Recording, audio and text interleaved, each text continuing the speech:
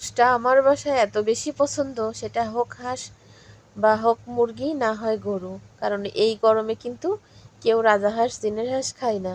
আমার বাসায় কিন্তু সেটাও রান্না করা লাগে, যেহেতু এগুলা খেলে কারোর কোনো সমস্যা হয় না।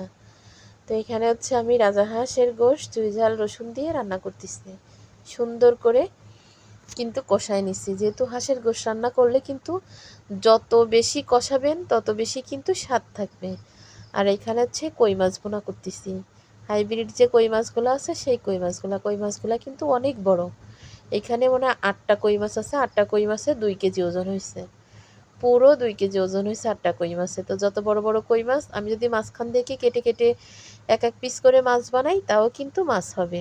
তো এই 8টা কই মাছ ধরে বোনা করব, হাঁসের গোশ রান্না করব, আর হচ্ছে ডিম ভাজি করব, বেগুন ভাজি করব, ডাল রান্না করব। যেহেতু সেই পিঠা দিয়ে খাবে গোশ, এজন্য অত কিছু রান্না করা লাগতেছে না। আর এইখানে হচ্ছে গরু গোশ বোনা, আর হচ্ছে চালের রুটি। আসলে রুটিটা কিন্তু আমার বাসায় অনেক বেশি পছন্দ। চালের রুটি, তারপরে হচ্ছে সেই পিঠা, আটার রুটি। কারণ আমরা মা ছেলে, আমরা 2 ছেলে আর আমরা কিন্তু কোনো মিষ্টি পিঠা খাই না। ওর আব্বু হচ্ছে মিষ্টি পিঠা বেশি পছন্দ করে। আমাদের কিন্তু গোশ রুটি, সেই পিঠা এগুলা হলে কিন্তু আমাদের হয়ে যায়। তো আমি সবসময় গোশ রান্না করলে হচ্ছে হয় রুটি বানাই, না হয় সেই পিঠা বানাই। তো আজকে হচ্ছে এখানে রুটি আছে, চালের রুটি। আর আটার রুটির থেকে কিন্তু চালের রুটিটা বেশি পছন্দ হয়। আর এইখানে হচ্ছে সকালে পরোটা আনাইছি। পরোটা আনায় রাতের যে তরকারিগুলো ছিল, গরু গোশের তরকারি ছিল, তরকারি গরম করলাম। আর হচ্ছে এখানে ফলই মাছ বোনা ছিল। তো আর কি এইগুলা নিয়েই সবার খাওয়া হয়ে গেছে, লাস্টে আমি খেতে বসলাম।